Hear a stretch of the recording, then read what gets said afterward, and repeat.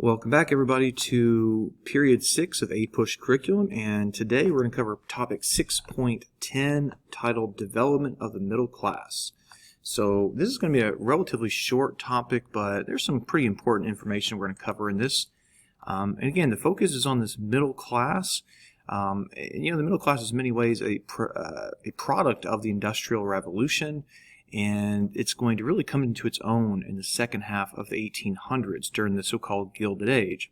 And it's a reminder that even though the Gilded Age is known for its income inequality, where you have a lot of money and a few hands and a lot of people going without, it is important to remember that there were a lot of people who were in fact doing well that were not rich or were not poor. They were somewhere in the middle.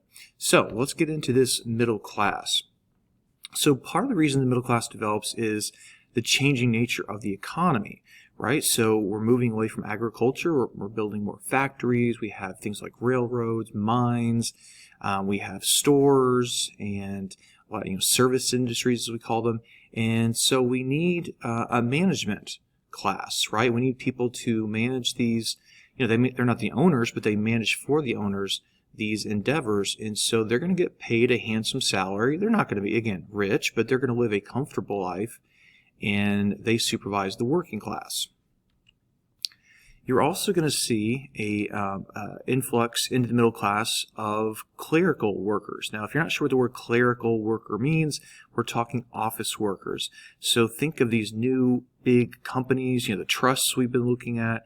Obviously, they need an office staff to keep the books, to answer correspondence, just to do all the day-to-day tasks of running a business. And so people with a certain skill, maybe it's typing, maybe it's accounting, something like that, they can be paid a decent wage, and they would be part of this new middle class. And speaking of accountants, you also have other people like lawyers and lobbyists, again, who have a certain skill set that allows them to rise above the working class and live a comfortable life as part of the middle class. Now, this middle class is also taking advantage of the fact that as we get more and more mechanized, the amount of leisure time and extra money in people's pockets is growing. And so now you have a lot of things you can do. You can go shopping at those department stores we were talking about. You could buy things from the Sears and Roebuck catalog, which, this is kind of like the Amazon of the day. You get this catalog in the mail, and you would send off for whatever products you want from the catalog, and in 6 to 8 weeks or something like that, it would show up at your house. And this was seen as almost magical, that you could order pretty much anything you could imagine from this book and have it sent directly to your house. Also, speaking of consumer items, the 1890s was the birth of the so-called safety bicycle. And we would just call this a bicycle today, but they called them safety bicycles. And this was, one of the hot consumer items of the era. It wasn't just for kids. Adults rode bikes around, and in particular, the bike was liberating for women because it gives them a chance to get out and, visit people and go to the store, and they're not so stuck at their home any longer because they can move around on their bike. Speaking of bikes, here's a bike shop that you may have heard of before, the Wright brothers. They were, of course, bicycle mechanics and salesmen before they invented the airplane. Another example of leisure activity, well, how about go check out the local ball game, because baseball was the sport in America in the late 1800s. Every town had teams, even factories and businesses had teams, and they'd play each other on the weekends. It was just, America was just baseball crazy. We'll just say that. We couldn't get enough of it in the late 1800s. All right, now let's talk a little bit about philanthropy. Now, as a reminder, philanthropy is where you donate money to charities and to causes you see as helpful to the less fortunate. And we've already seen Andrew Carnegie in a previous topic. You might remember he made his money in steel, and then he was later bought out by J.P. Morgan, and then he set about giving away hundreds of millions of dollars to build libraries, among other things.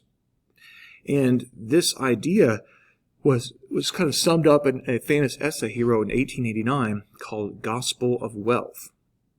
in his mind, the gospel of wealth was the fact that he believed that the rich were rich because God had sort of given them that wealth. He had given them this position in the community to have lots of money, and therefore they had a moral obligation to help people with that money. In other words, it's not really your money, it's God's money, and it's your job then to spend it as He would want you to spend it. So rather than buying, your fourth or fifth mansion, you can give this money away to help out the less fortunate. Now, besides his famous libraries, Carnegie is also known pretty well for Carnegie Hall in New York City. You may have heard of this place before. It's one of the most famous performing arts centers in the entire world. It's to play Carnegie Hall is quite a feather in your cap if you're a musician. All right, our other big tycoon from this era, of course, is John D. Rockefeller, the richest man of his era. He made all that money at Standard Oil, that big oil trust we looked at in a previous topic. And I mentioned then he was also a famous philanthropist. He's going to give away something like $540 million, and that is in original unadjusted for inflation dollars. So, I don't really know the exact number, but in modern dollars, this would definitely be in the billions for sure. He's going to give money away to lots and lots of causes. He's going to give away to churches, and missionary work in particular. He was a pretty devout Christian, so he felt a strong need to help churches. He's going to give money away to found one of the more prestigious schools in America, the University of Chicago. You can see that at the bottom of your screen. He's going to help fund hospitals. He's going to help build public schools, particularly across the South. That was where education was most needed after the Civil War, because the South had never really had a strong public school system anyways.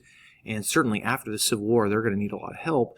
And so people like him are going to help out and establish those schools. As a side note, speaking of public schools, or actually, in this case, it's going to be a private school. You've heard of Vanderbilt University in Nashville, of course. That is from Cornelius Vanderbilt, one of the big railroad tycoons of his era.